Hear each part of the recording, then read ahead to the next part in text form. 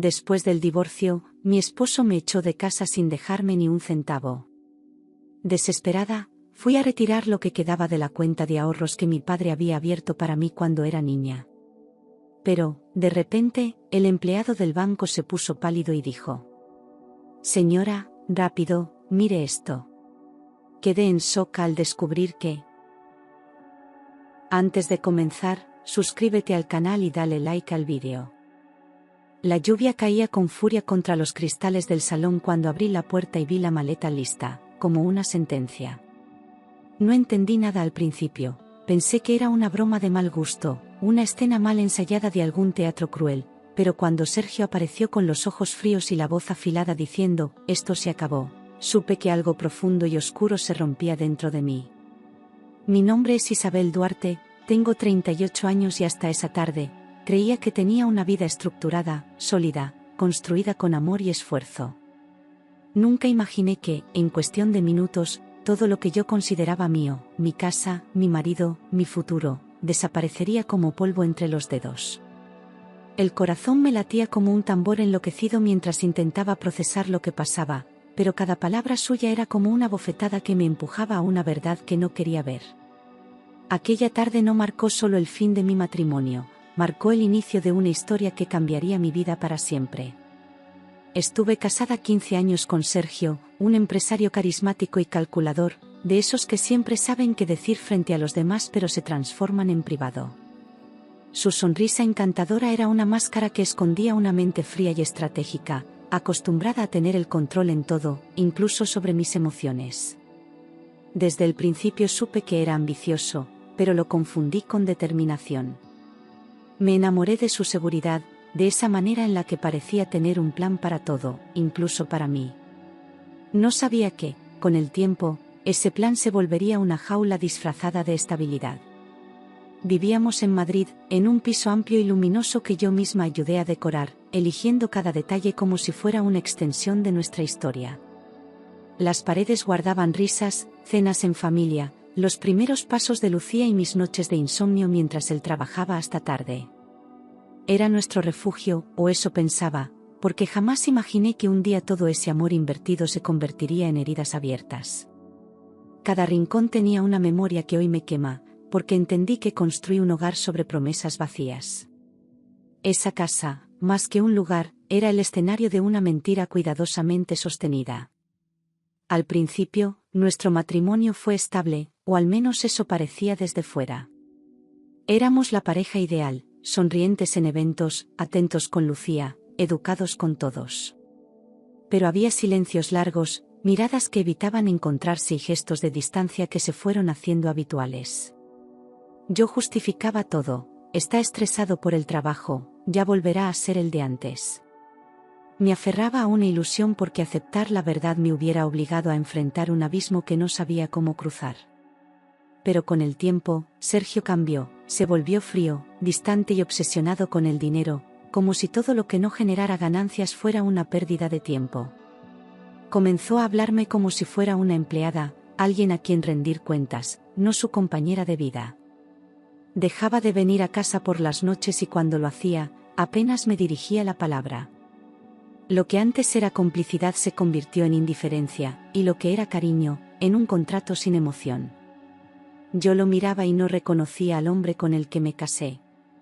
Siempre me decía que las mujeres no entienden de negocios, y lo repetía con una superioridad que dolía más que cualquier insulto. Usaba esa frase para desacreditar mis opiniones, incluso cuando se trataba de decisiones que afectaban a toda la familia. Si alguna vez intenté opinar sobre algo más allá del supermercado o la escuela de Lucía, me interrumpía con esa sentencia. Lo decía con una sonrisa irónica, como si fuera un chiste privado, pero en el fondo era una forma de hacerme sentir pequeña. Y lo logró, por mucho tiempo. Yo trabajaba medio tiempo como profesora de literatura en una escuela pequeña, donde encontraba algo de paz entre libros y alumnos. Amaba enseñar, pero también era mi forma de mantener una parte de mí viva, lejos del control de Sergio. Por las tardes, cuidaba de nuestra hija Lucía, de 12 años, mi razón más profunda para seguir adelante. Ella no entendía por qué papá ya no reía como antes ni por qué mamá lloraba a escondidas. Y yo me tragaba las lágrimas, fingiendo que todo estaba bien, como tantas mujeres lo hacen en silencio. Él controlaba todas las finanzas, las tarjetas y hasta mis gastos personales, dejándome apenas lo justo para el supermercado o pequeños gastos escolares. No tenía acceso a nuestras cuentas conjuntas, y si alguna vez pedía más dinero, me hacía sentir como una mendiga. Cada compra debía justificarla con recibos, como si estuviera en deuda constante. Había días en que tenía que elegir entre comprarme un libro o un café, porque sabía que cualquier gasto extra podía ser usado en mi contra. Vivía en una jaula dorada, donde todo brillaba por fuera, pero por dentro, era puro control. Cuando intenté hablarle de independencia económica, se burló sin disimulo: no tienes nada sin mí. Esa frase me atravesó como un cuchillo, y aunque intenté discutir, su mirada me congeló. Me di cuenta de que realmente creía eso, que me consideraba una extensión de su poder, no una mujer con voz y valor propio. Me sentí humillada, pequeña, invisible. Pero algo dentro de mí empezó a despertar, aunque fuera solo un susurro, como una semilla de rabia buscando la luz. No imaginaba lo literal que sería esa frase. Porque unas semanas después, entendí que no solo hablaba de mi falta de ingresos o posesiones, sino de un plan cuidadosamente ejecutado para dejarme sin nada. Sergio había preparado cada paso, cada documento, cada movimiento legal para borrarme de su vida y del mapa financiero. Él no solo pensaba marcharse, sino arrancarme de raíz. Y yo no lo vi venir hasta que ya era demasiado tarde. Un día, descubrí un mensaje en su teléfono: ya está todo listo para mañana. No se enterará de nada. Me quedé paralizada, con el corazón latiendo en la garganta y la mente corriendo en 1000 direcciones. Al principio pensé que estaba teniendo una aventura, que el mensaje era de otra mujer, y el dolor me invadió como un incendio. Pero pronto entendí que el verdadero engaño era aún más cruel. Él no planeaba ocultarme una infidelidad, planeaba eliminarme de su vida como si nunca hubiera existido. Y ese mensaje fue el principio del fin. Al principio pensé que era una infidelidad, que Sergio se estaba yendo con otra mujer, y eso ya dolía lo suficiente como para dejarme sin aire. Pero a medida que revisé más mensajes y vi nombres de abogados, notarios y correos con documentos adjuntos, entendí que era algo más frío. Estaba organizando un divorcio a mis espaldas, con detalles calculados para dejarme sin defensa ni recursos. No era una traición amorosa, era una traición legal, sistemática, devastadora. Me estaba preparando una caída silenciosa, y yo ni siquiera lo sabía. Fingió un viaje de trabajo a Sevilla, con su maleta elegante y su traje impecable, dándome un beso en la frente como si todo estuviera bien. Le deseé buena suerte, aún sin saber que ese beso sería el último como su esposa. 3 días después volvió, sereno, con una carpeta en la mano y una expresión de absoluto desapego. Me sentó en la sala como si fuera una reunión más y me entregó los papeles del divorcio con una frialdad que me partió el alma. No hubo discusión ni lágrimas, solo un cierre seco y cruel. Dijo con frialdad: no te amo más. Esta casa es mía. Empaca tus cosas.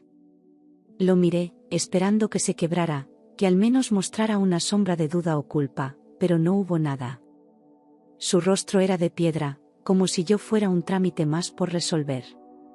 Me quedé sin palabras, paralizada, mientras el mundo se desmoronaba frente a mí.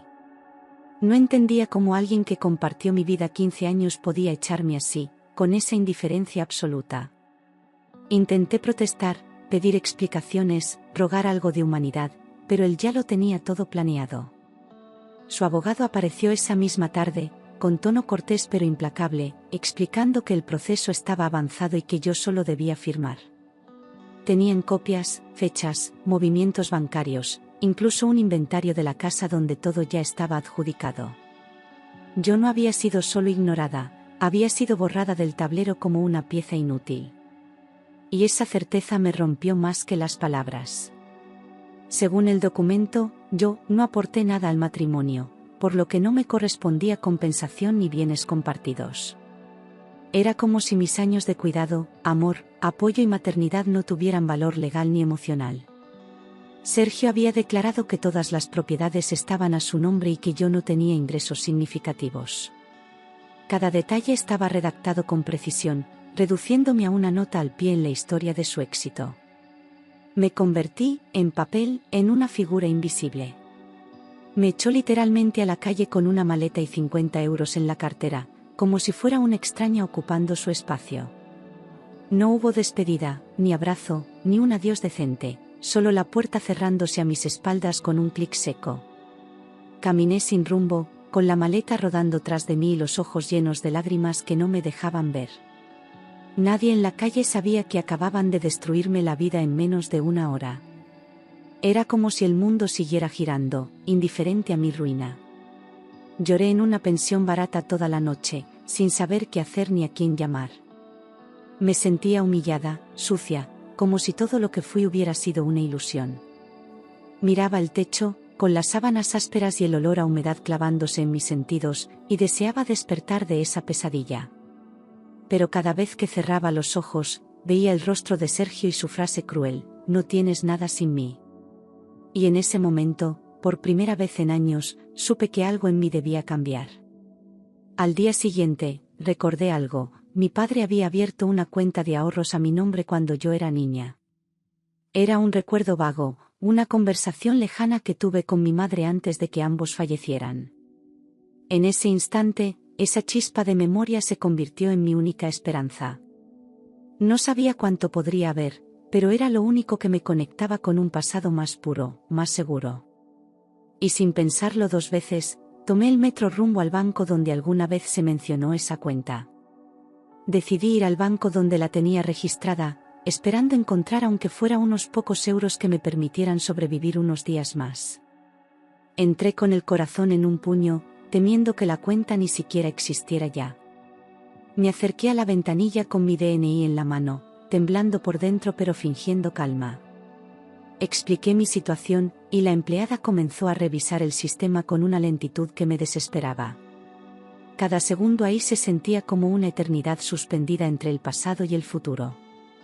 Llegué al banco con el corazón acelerado, como si todo mi destino dependiera de esa visita. La empleada, joven y amable, me miró con curiosidad mientras escribía mi nombre completo en el sistema. Su ceño se frunció ligeramente al ver la pantalla, y mi estómago se encogió de inmediato. Me pidió que esperara un momento y desapareció por una puerta lateral sin dar más detalles. Fue entonces cuando supe que algo no estaba bien, o que estaba demasiado bien. La empleada revisó la pantalla, frunció el ceño y me pidió un momento con un tono que no supe descifrar. Me quedé sola frente al mostrador, con las manos sudadas y la mente girando en mil posibilidades, desde una cuenta cerrada hasta un error legal. Sentía que cada paso que había dado hasta ese banco podía terminar en otro golpe, otra decepción. Miraba a mi alrededor buscando respuestas en las caras de desconocidos, como si alguien pudiera decirme qué pasaba. Pero solo había silencio, ese silencio que anticipa algo grande. Minutos después, llamó al gerente, un hombre mayor de traje sobrio que caminó hacia mí con expresión grave. No entendía si era por compasión, preocupación o sorpresa, pero algo en su rostro me decía que lo que venía no era común. Me invitó a seguirlo a una sala privada, y mis piernas apenas respondían mientras lo seguía con el corazón a punto de explotar. En mi cabeza, aún esperaba encontrarme con una cifra baja o un error administrativo. Pero en el fondo, una voz muy baja me decía que esto era distinto. El hombre me miró con una mezcla de sorpresa y respeto que me desconcertó completamente. Me ofreció asiento, con una formalidad inusual para alguien en mi situación aparente, y tomó unos papeles del escritorio con delicadeza. «Señora Duarte, por favor, siéntese», dijo con una voz pausada, casi solemne. Yo apenas podía sentir, tragando saliva, con la sensación de que estaba a punto de escuchar algo que cambiaría mi destino. Nunca imaginé que ese cambio llegaría con cifras y documentos. Dijo: «Señora Duarte, por favor, siéntese». Esa frase retumbó en mis oídos con un peso que no entendía del todo. Me senté con las piernas temblorosas, apoyando el bolso en el regazo como si me diera seguridad. Él abrió una carpeta con cuidado, como quien manipula algo valioso, y sus ojos no se apartaban de los míos. En ese instante, sentí que el aire se volvía más denso, que algo más grande que yo estaba a punto de revelarse. Y todo en mí se preparó para lo inesperado. Mi estómago se encogió. Pensé que algo andaba mal, que había una deuda oculta o una cuenta congelada, que todo era una ilusión más. Esperaba un golpe, porque ya me había acostumbrado a recibir malas noticias. Miraba sus manos moverse lentamente por los papeles como si buscaran el mejor modo de darme una tragedia. No sabía que lo que estaba por escuchar sería lo opuesto a todo lo que había vivido en los últimos días.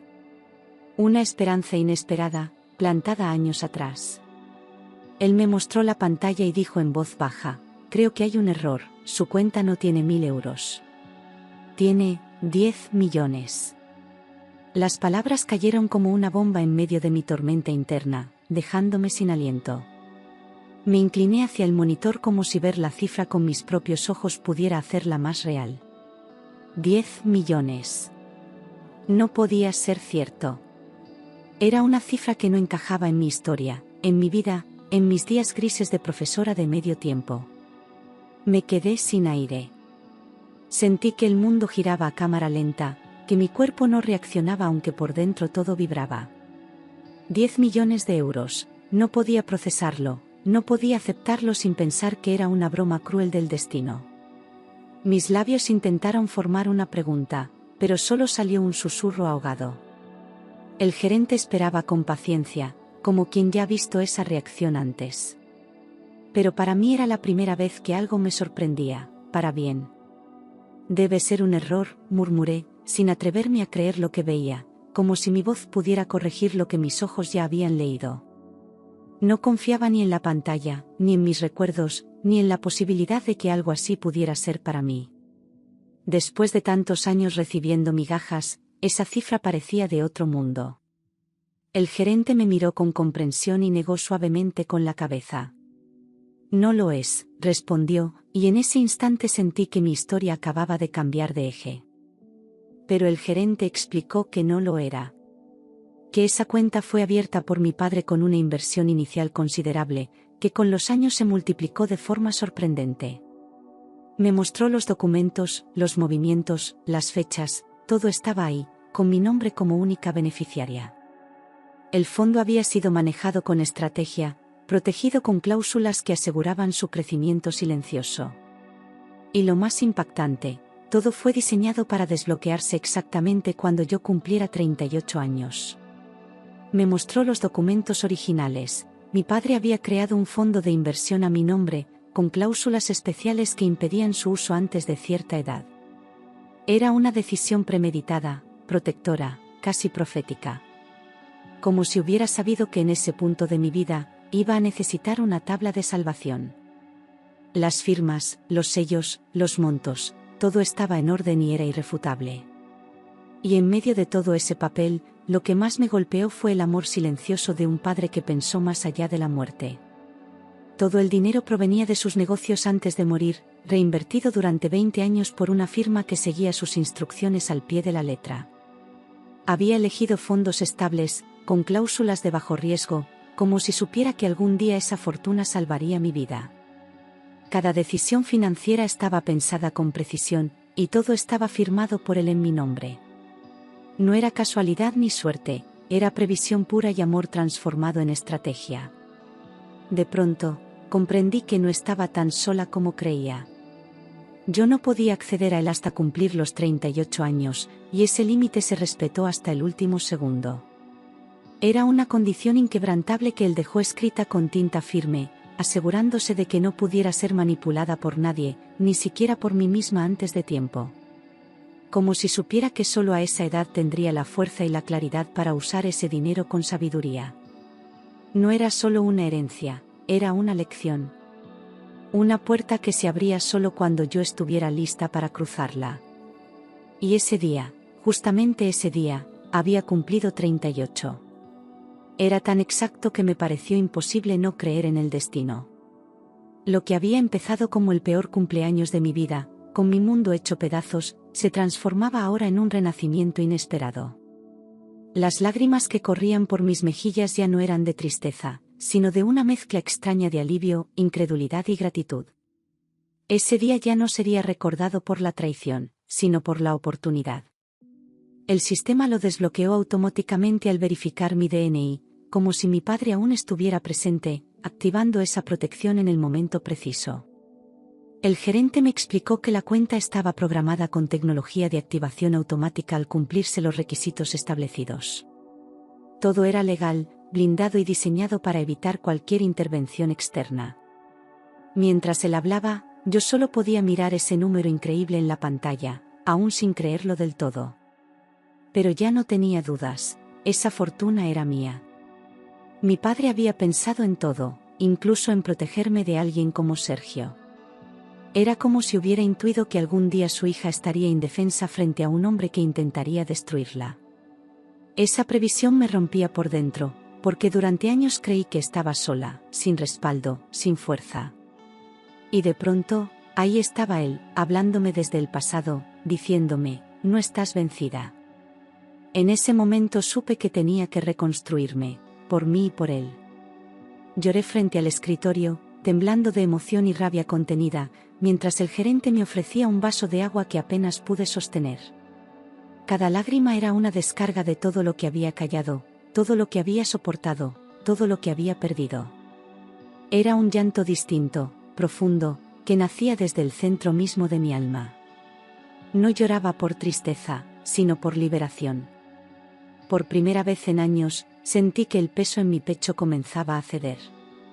El gerente me entregó una copia del contrato. Su padre fue un hombre muy inteligente.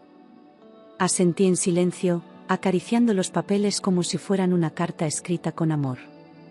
Cada firma, cada cláusula, cada cifra, todo hablaba de un hombre que había amado sin límites, incluso más allá del tiempo. En esa sala bancaria, entre números y documentos, yo me reconciliaba con mi historia. Y por primera vez, dejé de sentir vergüenza por haber sido traicionada. Yo solo podía sentir con lágrimas en los ojos, sin encontrar palabras que pudieran expresar la mezcla de emociones que me recorría. El miedo, la vergüenza, la rabia, todo comenzaba a transformarse en una determinación nueva. No era solo dinero, era dignidad, era la oportunidad de levantarme con la cabeza en alto. Apreté los papeles contra el pecho como un escudo, como una promesa silenciosa. Y supe que no volvería a ser la misma mujer que había sido echada a la calle.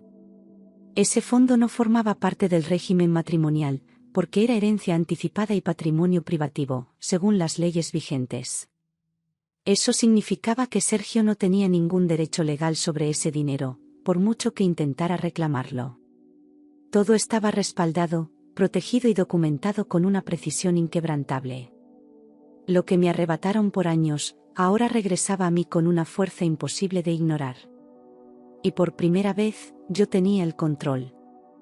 Legalmente, Sergio no podía reclamar ni un céntimo. Ni siquiera un euro. Ninguna estrategia legal ni chantaje emocional le serviría para tocar esa fortuna. Era mía, limpia, justa, fruto del esfuerzo de un padre que creyó en su hija hasta el final. Me sentí protegida, poderosa y por fin libre de sus cadenas. Ya no era la mujer abandonada, era una heredera inesperada con un futuro por reconstruir. Legalmente, Sergio no podía reclamar ni un céntimo. Lo confirmé en voz baja con el gerente, quien me explicó que todo lo relacionado con ese fondo estaba blindado por la ley como herencia personal. No importaba que estuviéramos casados, ni los años compartidos, ni los bienes en común, esto era mío y solo mío. Esa información me dio una paz nueva, casi desconocida, como si la justicia empezara a equilibrar la balanza. Por fin tenía algo que él no podía controlar ni destruir. Esa noche dormí por primera vez sin miedo, en una habitación modesta alquilada por unas semanas, pero que se sintió como un palacio.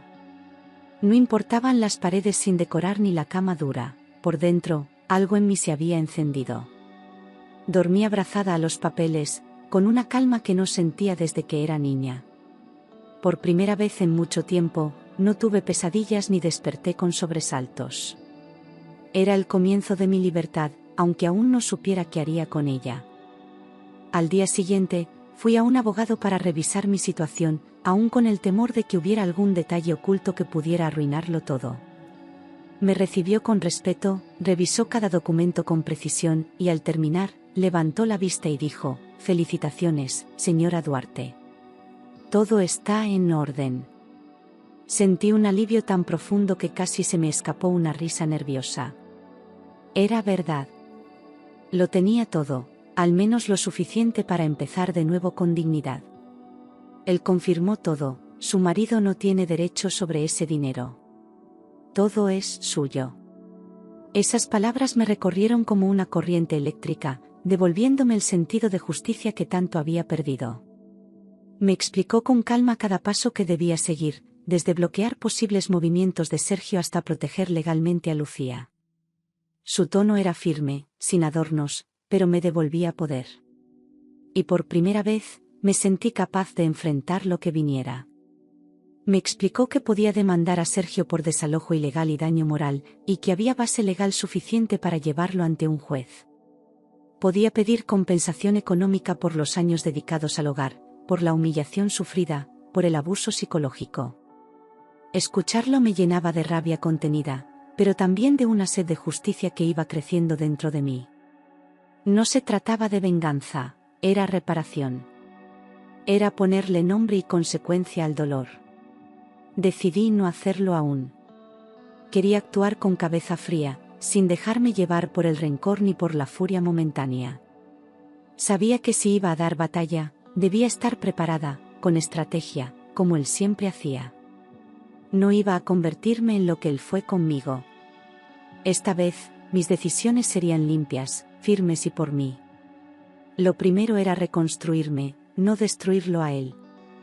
Mientras tanto, Sergio comenzó a llamarme, furioso porque el banco le había rechazado un préstamo sin darle explicación. Yo no le contestaba al principio, pero los mensajes se volvían cada vez más agresivos.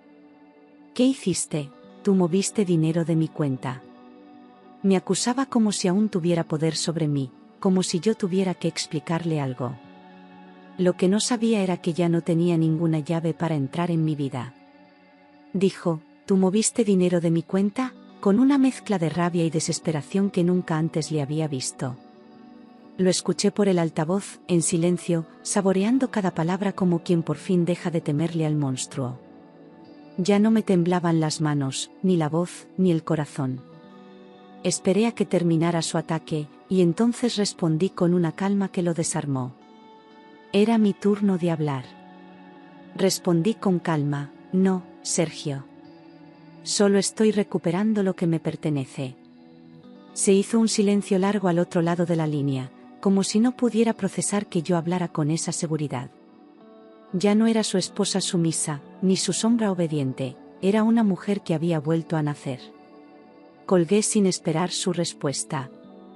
Y en ese clic seco, sentí que algo dentro de mí se cerraba para siempre. En pocos meses, su empresa comenzó a hundirse, como si la vida misma empezara a cobrarle todo lo que me hizo a mí. Las deudas ocultas salieron a la luz, los socios se alejaron, y los clientes dejaron de confiar. Descubrí que había hipotecado propiedades sin declararlo, mintiendo incluso a sus propios abogados. El castillo que había construido sobre mentiras comenzaba a derrumbarse.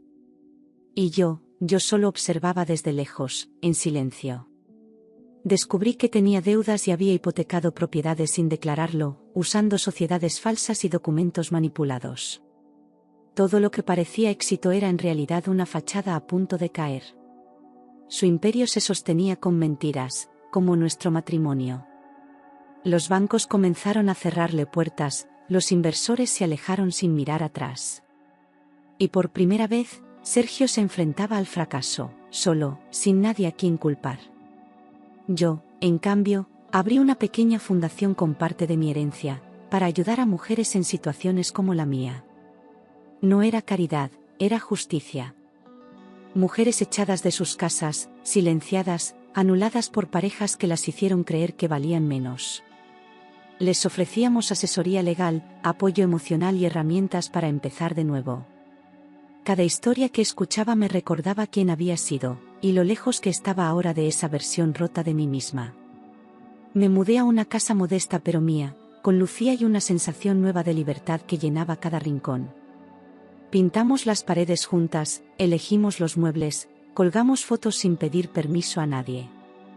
No era una mansión, pero era un hogar lleno de paz y verdad. Lucía volvió a sonreír, volvió a dormir sin miedo.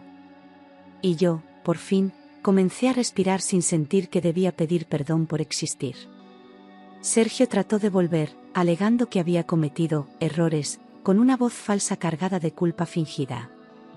Me llamó una tarde, diciendo que quería hablar, que merecíamos otra oportunidad, que aún éramos una familia. Supe que no era amor, sino desesperación.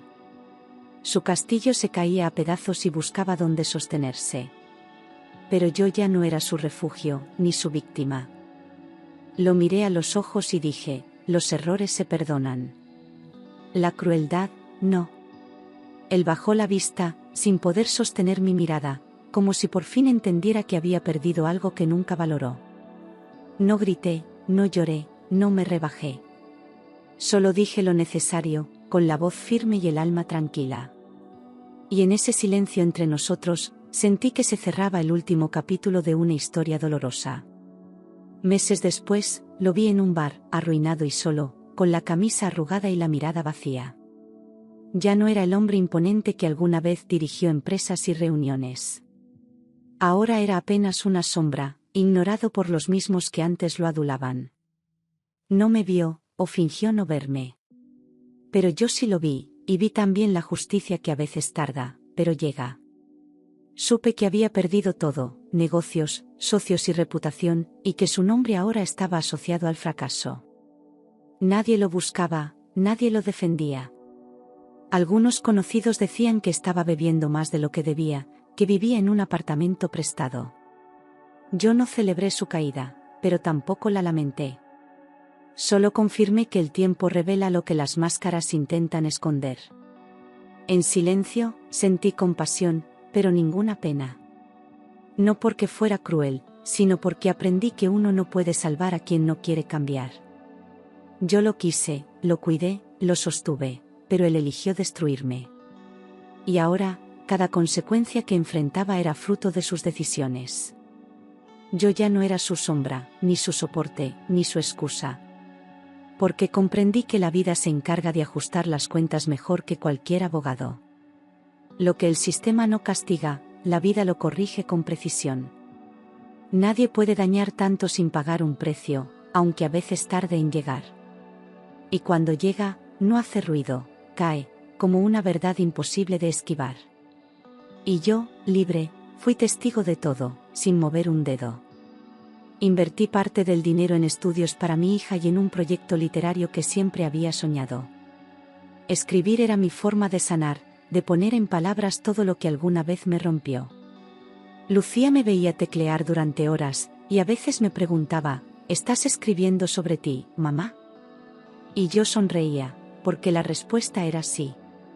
Pero también escribía sobre todas las mujeres que vuelven a empezar.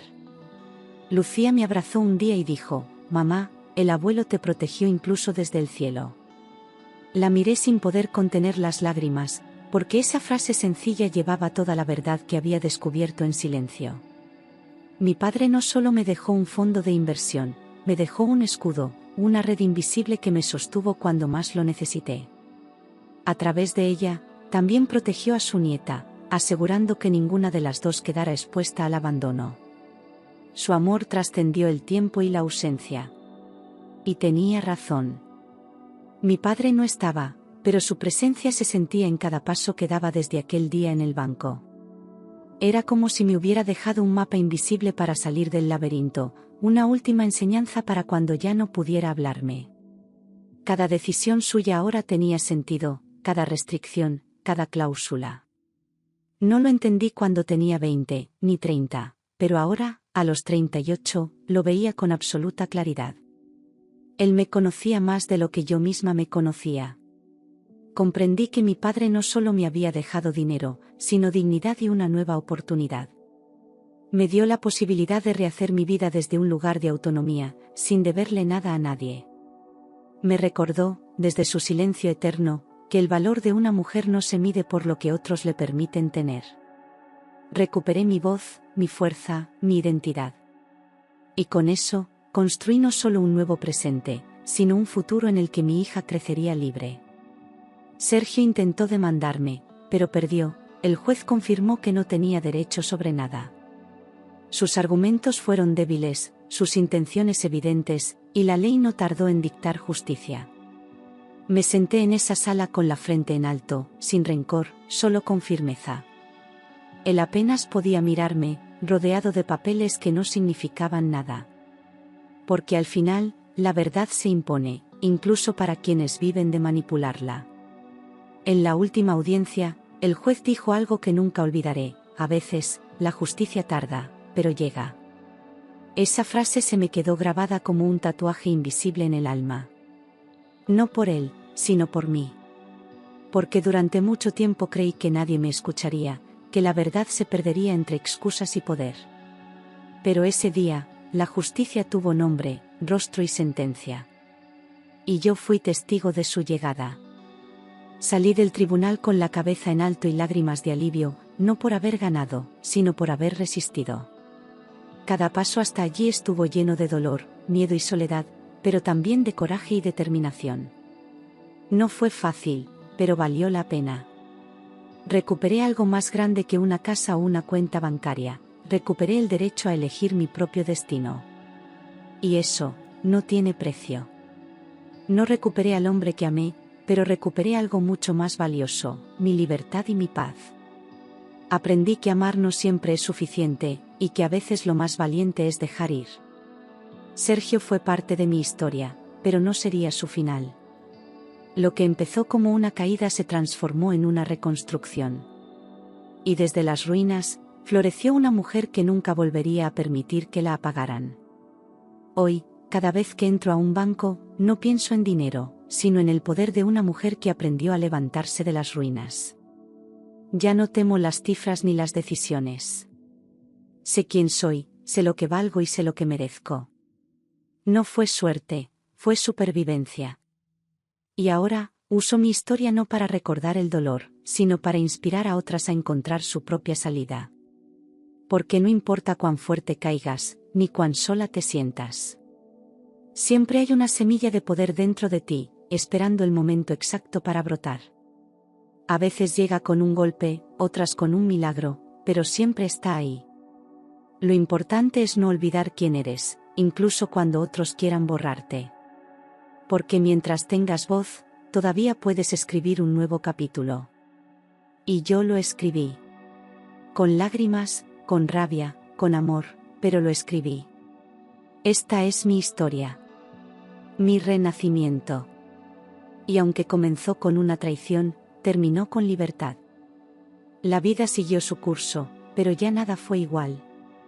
Cada día que pasaba era una reafirmación de mi nuevo yo, una mujer que había aprendido a no depender del amor que lastima ni del poder que somete. Me redescubrí en las cosas simples: una tarde leyendo, una comida hecha con calma, un silencio que no pesaba. Aprendí que no necesitaba ser fuerte todo el tiempo, solo libre. Y esa libertad se convirtió en mi mayor tesoro. Lucía creció viéndome de pie, no destruida. Le enseñé, con actos más que con palabras, que nadie tiene derecho a definirnos por lo que perdemos, sino por lo que decidimos construir después. La veía escribir en su diario, sonriendo, y entendí que había roto un ciclo sin darme cuenta. Le había regalado una madre auténtica, no perfecta. Y eso era más de lo que yo alguna vez tuve. Publicar mi libro fue cerrar una herida y abrir una puerta. Conté mi historia con nombres cambiados, pero con el alma expuesta. Al principio temí ser juzgada, pero lo que recibí fue una ola de mujeres que me dijeron: gracias por escribir lo que yo no me atrevo a decir. Nunca me sentí tan acompañada como en ese momento. No estaba sola. Ninguna de nosotras lo está. Un día, una joven llegó a mi fundación con los ojos llenos de miedo y los brazos cruzados como escudo. Me recordó a mí. La escuché, le ofrecí un té, y no dije nada hasta que ella estuvo lista para hablar. Al final me abrazó y susurró: gracias por no juzgarme. Y entendí que todo lo que viví tenía sentido solo si servía para tenderle la mano a otra. Mi historia no tuvo un príncipe que regresara arrepentido, ni una reconciliación romántica. Tuvo justicia, reconstrucción y verdad. Aprendí que el amor más importante es el que nace de una misma, cuando decides dejar de esperar que alguien más te rescate. Ya no espero, actúo. Ya no mendigo amor, me lo doy. A veces camino por las calles de Madrid y paso frente a aquella casa que un día llamé hogar. No siento rabia. No siento nostalgia. Siento distancia. Porque lo que me ataba a esas paredes ya no existe. Mi verdadero hogar está donde están mi paz y mi voz. Y eso no se compra ni se pierde. Nunca volví a saber mucho de Sergio. Alguien dijo que se fue a vivir al extranjero, intentando empezar de cero. No le deseo mal, pero tampoco bien. Le deseo conciencia. Porque lo que él destruyó en mí, yo lo reconstruí. Pero lo que él perdió, puede que nunca lo recupere. He vuelto a confiar, pero no desde la necesidad, sino desde la elección. He conocido personas nuevas, amistades sinceras, hombres diferentes. Pero esta vez, sé lo que merezco. Ya no negocio mi valor por compañía. Y si vuelvo a amar, será como soy ahora, completa. Mis días ya no están marcados por el miedo al futuro, sino por la gratitud de haber sobrevivido al pasado. Me levanto cada mañana sin cuentas pendientes conmigo misma. Eso es libertad. Eso es amor propio. Eso es haber ganado, aunque nadie más lo haya visto. Cierro los ojos y aún puedo ver el momento en que ese gerente me dijo que la cuenta tenía 10 millones. Pero lo que verdaderamente valía no era la cifra. Era saber que alguien, desde el amor, me había dejado una salida. Una llave que abriría mi futuro justo cuando más lo necesitaba. Eso era el verdadero regalo. Esa cuenta no me cambió, me despertó. Me recordó quién era, quién fui y quién podría volver a ser si tenía el valor de intentarlo. Fue un acto de amor diferido que me alcanzó cuando estaba a punto de rendirme. Y me devolvió la vida. A veces escribo cartas que nunca envío. A mi madre. A mi padre. A esa Isabel que lloraba en la pensión sin saber cómo seguir. Le escribo para decirle que lo logró. Que no se equivocó en resistir. Que un día, todo su dolor se convertiría en fuerza. Y ahora, cuando mi hija me pregunta si aún creo en los milagros, le digo que sí. Pero que los milagros no siempre caen del cielo, a veces vienen en forma de decisión. De no rendirte. De volver a levantarte incluso cuando ya no crees en ti. Mi historia no fue perfecta. Fue real. Dolió. Cambió. Enseñó. Pero al final, me dejó exactamente donde debía estar, conmigo misma. Y si eso no es un final feliz, entonces no sé qué lo es.